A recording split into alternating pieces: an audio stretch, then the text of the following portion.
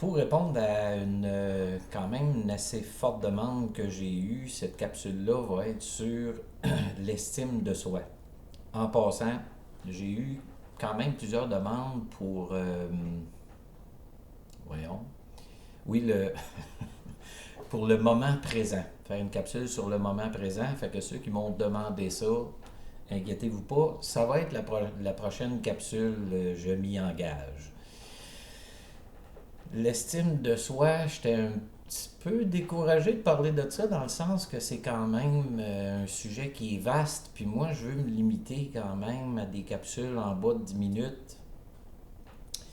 Et il y a tellement de choses qui ont été dites sur l'estime de soi, si tu fouilles sur l'Internet, dans des livres.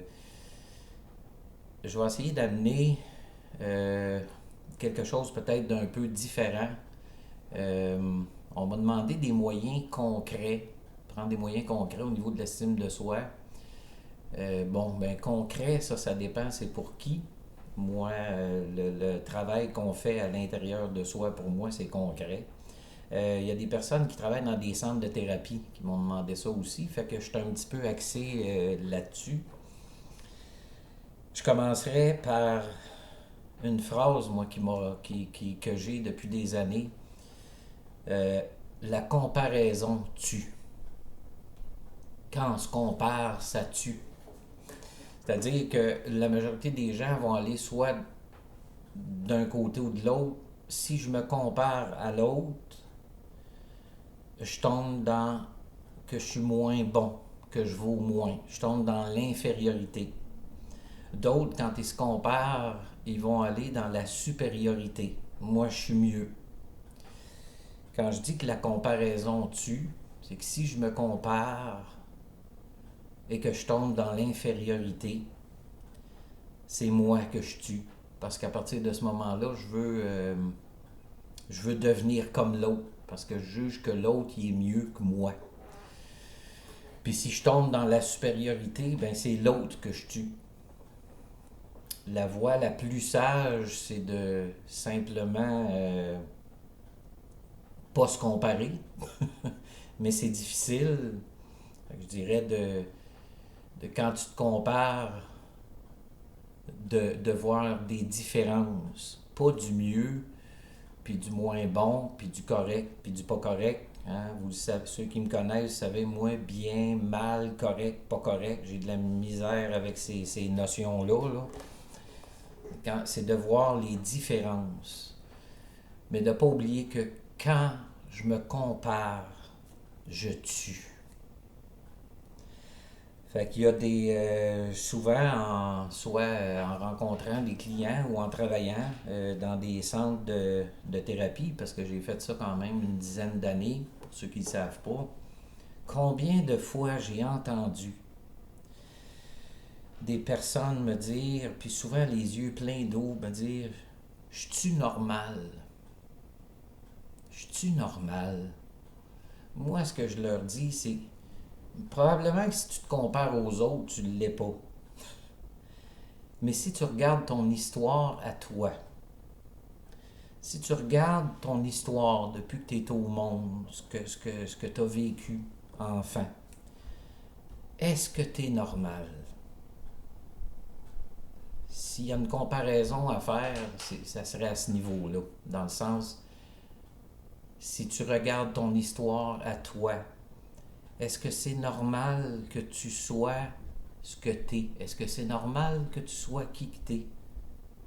Oui. Puis j'entends souvent des gens dire ouais, mais il me semble que j'aurais pu faire mieux. Fait que moi, ce que je leur dis, c'est mais pourquoi t'as pas fait mieux?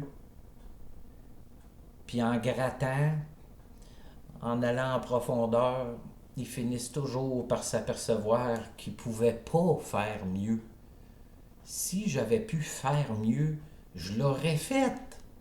Ils disent, ah, j'aurais pu arrêter de boire avant. OK, puis pourquoi tu ne l'as pas fait? Là, il peut venir différentes réponses, mais si on creuse un peu, on en revient toujours à la même chose. Mais je pouvais pas. J'étais pas capable. Fait que, est-ce que t'es normal? Ben, si tu regardes ton histoire à toi, oui. Euh, Puis, tant qu'à parler de est-ce que je suis normal, moi, j'ai souffert beaucoup, assez longtemps, de pas être normal. Puis je pensais que c'était à cause de ça que je souffrais. Puis il y a quelques années, j'ai pris conscience que ma souffrance, au fond, ma souffrance était causée pas parce que je suis pas normal. Ma souffrance était causée par mon obstination, souvent inconsciente, à l'être, à être normal, à être comme les autres. Ça, c'est mon cas. Je le partage parce qu'il y en a sûrement qui sont dans ça. Ma souffrance provient pas du fait que je considère que je suis pas normal. Ma souffrance provient du fait que normal comparé aux autres, là. Ma souffrance provient du fait que je veux absolument être normal. Mais encore là, si je fais ça, je me tue. Parce que je m'empêche d'amener au monde ce qui fait de moi que je suis unique. Fait que si je veux pas tuer le fait que je suis unique puis que j'ai quelque chose de particulier à amener au monde, si je veux pas tuer ça, ben il faut surtout pas que j'essaie d'être normal. Fait que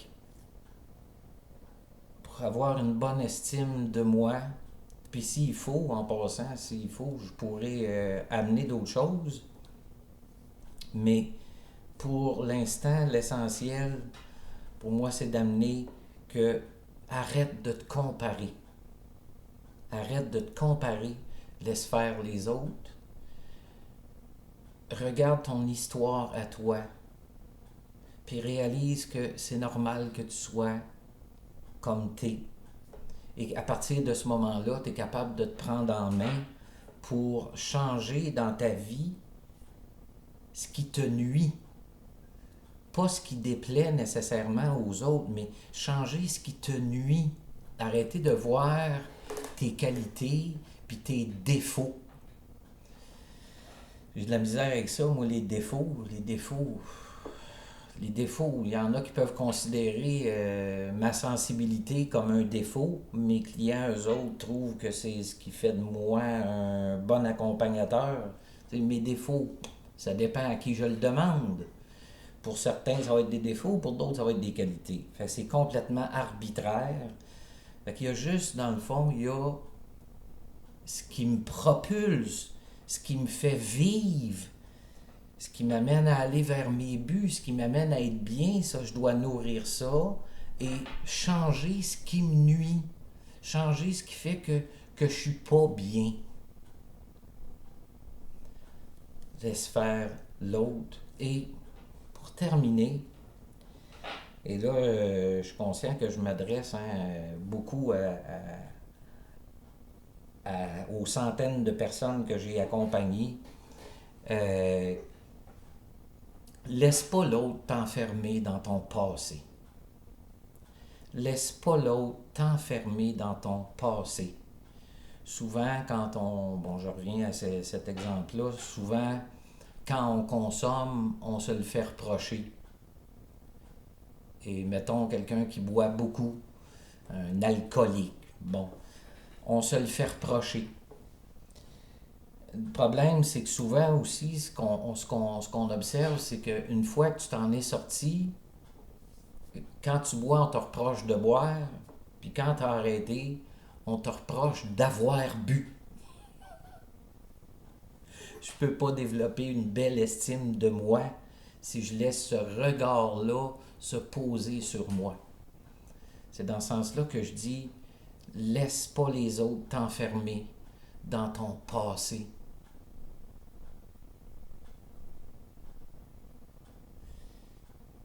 Fait que je vous laisserai là-dessus. N'hésitez pas, les commentaires, j'en ai pas beaucoup. J'ai beaucoup de vues, beaucoup de thumbs up, ça c'est cool, vraiment cool. Euh, Mais n'hésitez pas à des commentaires, puis s'il manque quelque chose dans ma capsule, ben j'en ferai un autre. Fait que je vous laisse là-dessus.